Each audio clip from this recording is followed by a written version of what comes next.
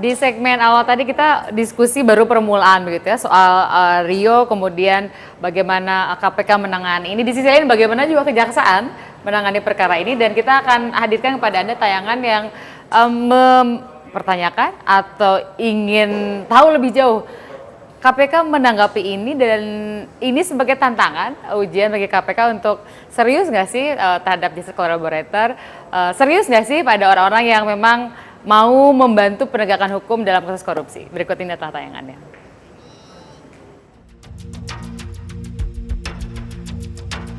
Setelah Presiden melantik 5 pimpinan barunya, Komisi Pemberantasan Korupsi tampaknya ditantang untuk mengusut kasus dugaan korupsi dana bansos di Sumatera Utara yang melibatkan kader Partai Nasdem. Seperti tuntutannya disampaikan Aliansi Masyarakat dan Pemuda Anti Korupsi AMPAK melalui berbagai aksinya.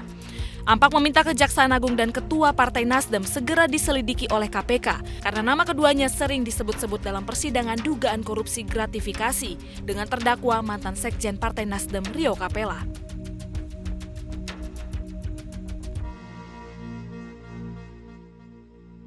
Kami juga akan menuntut kepada Jaksa Agung, ya kan, untuk segera memanggil, karena selama persidangan saya dapat informasi Surya Paloh tidak menghadiri dalam persidangan. Oleh karena itu kita akan menuntut ke Kejaksaan Agung itu sendiri untuk memanggil ulang. Kalau Jaksa Agung M. Prasetyo itu tidak berani memanggil Jaksa Agung, saya pikir Jaksa Agung harus dicopot hari ini.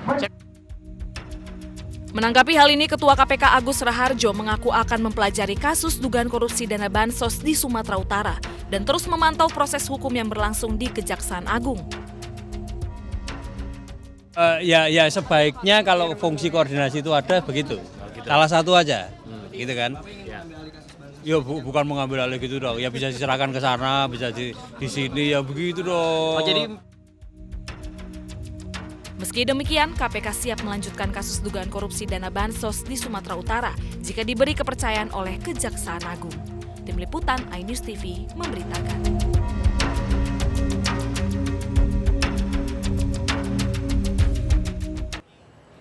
Jadi kalau melihat kasus ini sepotong-sepotong, pasti pusing karena kok awalnya korupsi bansos. Ini bukan soal bansos ya, tapi soal penanganan perkara korupsi bansos. Jadi kebayang nggak ada kasus bansos? Kalau buat pemirsa yang baru mengikuti hari ini pasti pusing karena ada perkara bansos diurus. Nah, perkaranya ini kemudian berusaha diatur sedemikian rupa. Itulah kemudian ada korupsi, dan kenapalah ada nama Rio di situ. Kalau tadi kita bicara soal justice collaborator, sebetulnya informasi apa yang sudah diberikan tuntas oleh klien Anda kepada KPK? Soal siapa yang terlibat dan apa keterlibatannya? Sebenarnya begini ya, Rio ini sendiri terhadap kasus yang lain itu kan dia nggak tahu. Dia tidak pernah bersentuhan dengan kasus bansos dan yang lain-lain, baik yang di Sumatera Utara maupun yang dilaporkan di Kejaksaan. Fokus dari apa yang dilakukan oleh Rio itu betul-betul hanya sekedar ya ketemu Gatot, ketemu Evi, kemudian dapat duit 200 juta. Tapi kebetulan Gatotnya ini lagi berperkara gitu kan? Kebetulan Gatotnya ini lagi berperkara. Itu yang jadi masalah. Masalahnya ketemu sama orang lagi berperkara. Hanya saja memang begini. Ini yang jadi masalah. Ini berarti perjalanan panjang dari mana ke mana, ada tikungan dikit, nah Rio masuk, akhirnya kejeblos di situ. Jadi begini, Rio ini mulai ketemu Gatot itu ada satu pertemuan karena dia diminta oleh Kaligis. Kaligis minta ketemu Rio untuk mendiskusikan satu masalah. Dan sekali lagi Kaligis dari partai yang sama, dari partai yang Nasdem. sama. Okay. Kemudian mereka bertemulah di Edogin di Senayan, ya, Mulia. di Hotel Mulia. Nah, dalam pertemuan itu ternyata di situ ada Gatot. Sementara Rio ini nggak tahu kalau mau bertemu dengan Gatot. Nggak tahu ya Pak? Nggak tahu, dia ngobrol-ngobrol, habis itu ya selesai. Nah, kemudian terjadilah pembicaraan lebih lanjut oleh antara Kaligis dengan Gatot, sehingga terjadi satu pertemuan. Bisa dipertemukan oleh Kaligis karena Kaligis minta waktu kepada Pak Surya Paloh untuk melakukan islah antara gubernur dan wakil gubernur. Oke, dan kemudian seperti yang Anda jelaskan sebelumnya bahwa terjadilah pertemuan itu, lalu diberikanlah uang tersebut sebagai sekjen Partai Nasdem. Sesudahnya. Nah, lalu kaitannya dengan nama-nama yang disebut-sebut seperti tadi dalam tayangan, misalnya ada permintaan bahwa Ketua Umum Partai Nasdem diminta keterangannya. Saya kira begini, Jaksa Agung. saya membaca betul kasus ini, terutama kasusnya Rio ya, secara baik. Seluruh keterangan itu saya baca. Satu-satunya keterkaitan Surya Paloh dengan perkara ini adalah pertemuan di kantor Nasdem. Dan ini bukan untuk melindungi mantan atasan di partai ya? Bukan. Jadi bukan bentuk loyalitas Rio? Bukan. Jadi dalam pertemuan itu Surya Paloh minta kepada Gatot, apa sih masalah kalian berdua ini? Nah, Gatot cerita. Dan Surya Paloh dianggap sebagai tokoh di Sumatera Utara, gitu ya. Begitu. Nah, sesudah Gatot cerita. Kenapa perlu islah? Karena dugaan kasus ini ada unsur politik awalnya. Jadi dan ada, iya kan? Jadi ini saya kira begini. Mungkin asumsi kita bahwa ini ada unsur politik. Karena memang dua orang itu adalah orang-orang politik. Kan? Oke. Ya Saya kira, Anda kan mantan penegak hukum, politisi kemudian gitu ya. Jadi punya perspektif yang harusnya lebih lengkap di soal ini. Iya. Jadi sebetulnya ya bukan persoalan politik dalam artian sesuatu yang berbeda di dalam ide-ide politiknya. Karena mereka itu kan calon gubernur dan wakil gubernur yang terpilih. Cuman selisih tentang pembagian kekuasaan sehingga ada konflik. Kan?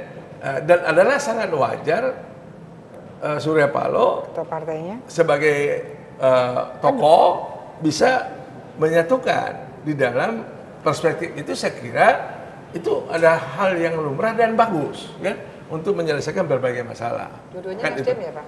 Gubernur sama Oh enggak. wakilnya Gubernurnya Nasdem. PKS. PKS ini wakilnya Nasdem ya Pak ya? Nasdem ya. Nah, kemudian Pak Surya ini kan tokoh kita dari Sumatera Utara yang punya kepedulian terhadap itu.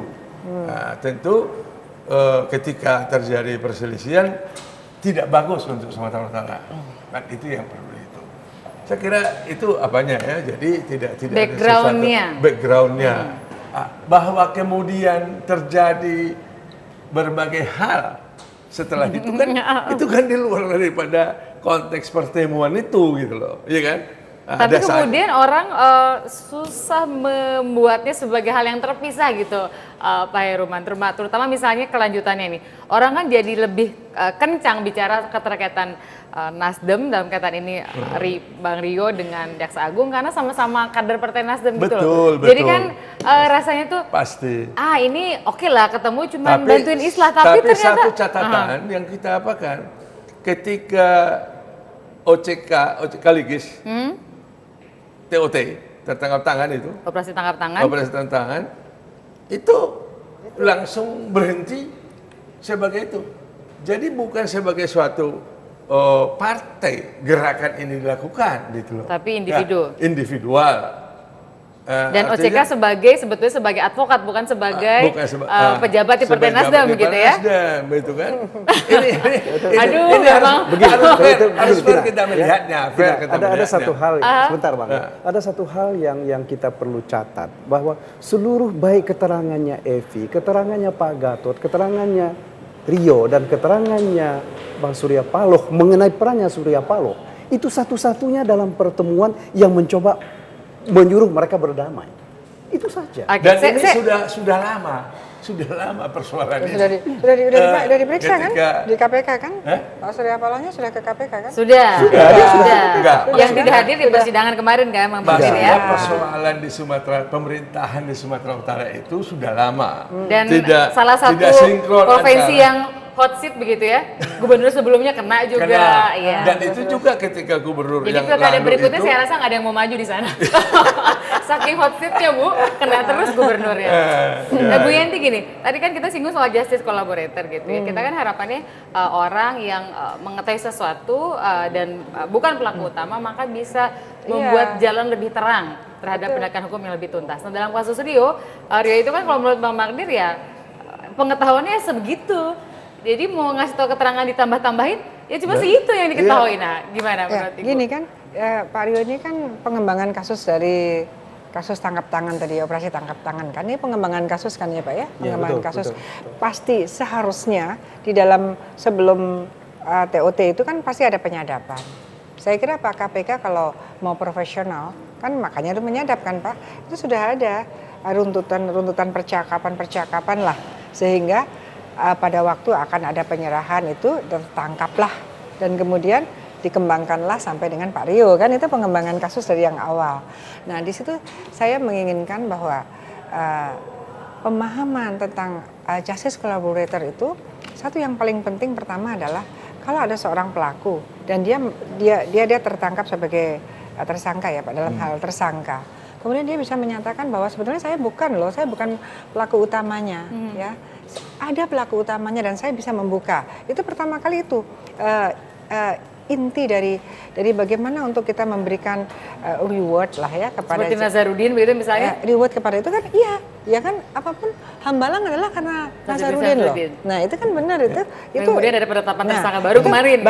Bahkan kalau Nazarudin itu bukan hanya justice collaborator tapi juga whistleblower. Jadi ini kan harus dibedakan. Kalau justice collaborator kasusnya sudah ada, yang ditangkap itu bukan yang paling berperan, tetapi orang itu akan memberikan suatu kontribusi kepada penegak hukum sehingga orang yang paling berperan dibandingkan dirinya itu bisa terungkap. Kalau whistleblower adalah ada satu kasus yang belum terendus oleh penegak hukum, ada orang yang menyampaikan bahwa boleh saja dia sebagai tersangka seperti Nazarudin pada waktu itu bahwa sebetulnya ada kasus lain yang lebih besar yaitu hambalang, ya kan gitu waktu itu. Waktu kasus di Palembang gitu kan, Wisma Atlet itu. Nah itu whistleblower, itu dia memang peniup peluit bahwa menyatakan penegak hukum ada kasus besar loh dan saya bisa membuka, itu juga penting. Dalam kaitan ini Ibu melihat bahwa Bang Rio belum melakukan peran optimalnya sebagai justice collaborator atau? Justru saya mau bertanya kepada Pak Nadir sebagai pengacaranya. Mestinya kan bukan sekedar, yang pertama adalah memang dia menyatakan diri bahwa saya adalah bukan pemeran utama, kelihatannya bukan itu ya Pak ya. Yang kedua adalah bahwa dari pihak penegakan hukum, penegak hukumnya ini, penyidik itu melihat bahwa memang ada yang tidak bisa diungkap, yang ada kesulitan terungkap dan menawarkan kepada yang bersangkutan, tetapi bukan sekedar menawarkan seakan-akan nggak yakin, harusnya yakin bahwa menurut penyidik yakin bahwa ini bukan pelaku utamanya, ada pelaku utamanya. Maka ditawarkanlah kepada yang bersangkutan mau nggak jadi justice collaborator dengan segala dalam tanda petik rewardnya nanti kan ada aturannya itu. Nah mestinya seperti itu. Saya kira begini. Ini kan penyidik punya akal. Jadi yang fakta yang ditemukan itu hanya penerimaan uang 200 juta.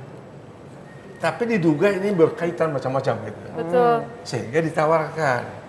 Penyidik ini tidak punya rekaman. Ini tidak punya rekaman, ada kaitan apa ini Rio? Kan begitu. Tapi bisa sehingga jadi ditawarkan. sudah ada sedikit. Kalau ada rekaman itu pasti itu yang bisa dikejar. Begini Pak. Dikembangkan.